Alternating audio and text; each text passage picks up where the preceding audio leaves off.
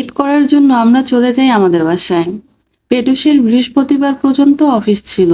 তো ভাবলাম শুক্রবারে বাসায় যেহেতু কিছু কাজ আছে, কাজগুলো শেষ করে তারপর শনিবারে আমাদের বাসার উদ্দেশ্যে রওনা দিব। বৃহস্পতিবার হলেই পেটুসের মাথায় ঘুরপাক খেতে থাকে, কালকে শুক্রবার তাকে পোলাও মাংস রান্না করে খাওয়াতে হবে। তাই সে অফিস থেকে আসার সময় একটা মুরগি কিনে নিয়ে আসছিল, বলল কালকে পোলাওয়ের সাথে চিকেন ফ্রাই করো আর চিলি চিকেন করো। আমি রাতেই সবকিছু রেডি করে রাখতেছিলাম। আর চিকেন ফ্রাইয়ের জন্য যদি আগের থেকে মুরগিগুলোকে মশলা দিয়ে মাখিয়ে রাখা হয় ৩-৪ ঘন্টার জন্য, তাহলে দেখা যায় চিকেন ফ্রাইয়ের মধ্যে ভালোভাবে মশলা ঢোকে। আর আমি সকালে সময় পাবো না বলে রাতেই সবকিছু করে রাখতেছিলাম। এরপর এই ম্যারিনেট করা চিকেন গুলোকে একটা এয়ারটাইট বক্সে করে আমি ফ্রোজেন করে রেখে দেবো। সকালে ঘুম থেকে উঠে দেখি চুলায় গ্যাস নাই। এই একটা প্যারা। তারপর চিন্তা করছি শুক্রবার তো ২টার মধ্যে গ্যাস এসে পড়ে। সকালের নাস্তাটা আমি ইন্ডাকশন চুলায় রেডি করতেছিলাম। আমার ইন্ডাকশন চুলায় পরোটা ভাজতে গেলে বিরক্ত লাগে। পরোটাটা তেমন মচমচা হয় না আর খেতেও ততটা ভালো লাগে না। চুলার মধ্যে এই পরোটাটা ভাজলে খেতে অনেক মজা লাগে আর অনেক মচমচা হয়ে যায়। যাই হোক, সকালবেলা তো ঘুম থেকে উঠে আমার নাস্তাই করতে মন চায় না। তারপরও পেটু শুক্রবারে বাসায় থাকে দেখে এই নাস্তাটা করা হয়। তো পরোটার সাথে ওকে খেজুরের গুড় দিলাম। ওর পরোটার সাথে মিষ্টি কিছু হইলেই হইলো, হয় মিষ্টি দই, না হয় এই খেজুরের গুড়। ও এটা দিয়ে পরোটা খেয়ে ফেলে আর আমার সাথে চা থাকা লাগে। আমি যত কিছু দিয়ে পরোটা খাই না কেন, শেষের একটু পরোটা চার জন্য রেখে দেই। সকালের নাস্তাটা শেষ করার পর আমরা কাজে লেগে পড়ি। পেটুসের কাজ হচ্ছে ফ্যান আর এসিটা পরিষ্কার করা। এই কাজগুলো আমাকে করতে দেয় না, ও এগুলো নিজে করবে। পেটুসের সাথে কাজে হেল্প করে আমি চলে আসলাম ফ্রিজ ধোয়ার জন্য। আর আমার সাথে কাজ করতেছে আমার ছেলে হুসাম। দেখেন সবকিছু এগিয়ে গিয়ে সে নিতেছে দিতেছে, সবকিছু সে আমার সাথেই করবে।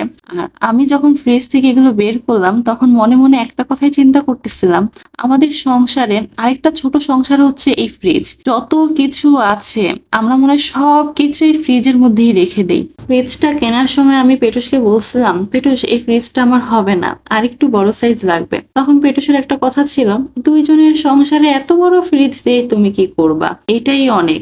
এখন পেটুস নিজেই দেখে আর বলে, আসলেই তোমার বড় সাইজেরই ফ্রিজ দরকার ছিল, তুমি তো মনে হয় সংসারের যাবতীয় সবকিছু ফ্রিজের মধ্যেই রেখে দাও। যাই হোক, আপাও আমাকে সাহায্য করতেছিল কাজে। আপা আমাকে সবকিছু এগিয়ে দিতেছিল, ধুয়ে দিতেছিল, আর আমি এই তো শুধু ফ্রিজটাকে ধুয়ে ফেললাম। আর সংসারে আরো অনেক কিছু কাজ থাকে, সেগুলোর ভিডিও আমার আর নেওয়া হয় নাই। এরপর বারান্দায় গিয়ে দেখলাম বৃষ্টি হইতেছে, দেখতে ভালোই লাগতেছিল, বাট এইদিকে আমার যে কি পরিমাণ বিরক্ত লাগতেছিল, কারণ চুলায় কোনো গ্যাস ছিল না। আমি দুপুরের কোনো রান্নাই করতে পারতেছিলাম না। রাতে সব কাজ এগিয়ে রাখছিলাম যেন রান্না করতে আমার দেরি না হয়, ওই দেরিটাই হইল। যাই হোক, পেটুস তারপর নিচের থেকে গিয়ে তেহারি নিয়ে আসছিল। বৃষ্টিটা কমার পরও নামছিল, যেই বের হবে গিয়ে দেখে বৃষ্টি নামতেছে, সেই জন্য আবার বসেছিল। হুসামকে সাথে করে নিয়েও নিচে গেছে, কারণ হুসামকে বাসায় কোনো মতেই রেখে যেতে পারবে না। পেটুসকে নিচে যাওয়া দেখলেই হয়েছে ওর কান্নাকাটি শুরু হয়ে যাবে। তাই আর কি হুসামকেও সাথে করে নিয়ে গেছিল। আর আমি বাসায় বসে এই ভিডিও এডিট করতেছিলাম। সারাদিন কাজ করার পর সময়ই পাই নাই আমার ভিডিও এডিট করার জন্য। দুপুরের খাওয়া দাওয়া শেষ করলাম সন্ধ্যা 6টার দিকে। আলহামদুলিল্লাহ আমরা একসাথে বসে খাওয়া দাওয়াটা শেষ করলাম। তারপর আমি চেক করতে আসলাম গ্যাস আসছে নাকি, এসে দেখলাম গ্যাস আসে নাই। চিন্তা করলাম পোলাওয়ের চালগুলো আগে ধুয়ে রাখি, তারপর যখন গ্যাস আসবে তখন পোলাওটা বসিয়ে দিব। আর আমার সাথে তো হেল্পিং হ্যান্ড আছেই, দেখলেনই তো হুসামও আমার সাথে পোলাওয়ের চাল ধুইতেছে।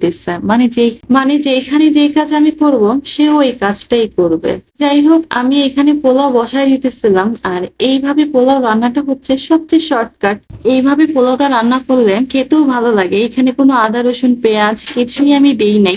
এই স্টাইলে পোলাওটা রান্না করতে গেলে ঘি আর গুঁড়ো দুধটা একটু বেশি লাগে। পোলাওতে দুধ দেওয়ার ভিডিওটা কিভাবে জানি স্কিপ হয়ে গেছে, আমি গিয়ে দেখি ভিডিও আমি অন করতেই ভুলে গেছি। যাই হোক, এখানে আমি 2 পট চালে 4 পট পানি দেওয়া লাগছে। এর মধ্যে 2 পট পানি ছিল আর 2 পট দুধ ছিল।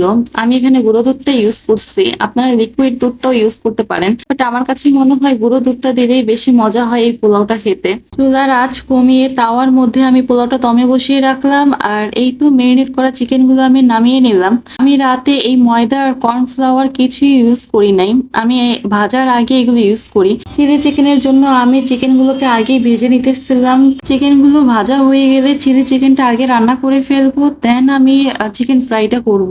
এই পাশের চুলায় আমার পোলাও রান্না করাটা শেষ, দমে বসিয়ে রাখছিলাম। আর এই দেখেন পোলাওয়ের কালারটা কি পরিমাণ সাদা হয়েছে। পোলাও রান্না করা শেষে উপরে এই ঘি দিয়ে দিতে হবে। রান্না করার সময়ও ঘি দিতে হবে, আর নামানোর সময় ঠিক এইভাবে করে বেশি করে ঘি দিয়ে দিতে হবে।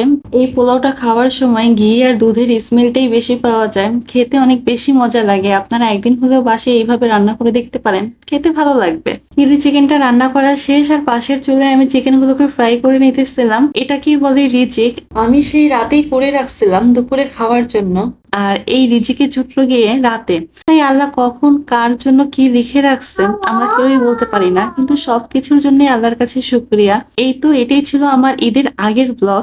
ঈদে বাসায় যাওয়ার জন্য আমি বাসার সবকিছু গুছিয়ে পরিষ্কার করে তারপর গেলাম, না হলে বাসায় গিয়েও আমি শান্তি পেতাম না। যাই হোক, আজকের ভিডিওটি এই পর্যন্তই। ভালো থাকবেন সবাই, আল্লাহ হাফেজ।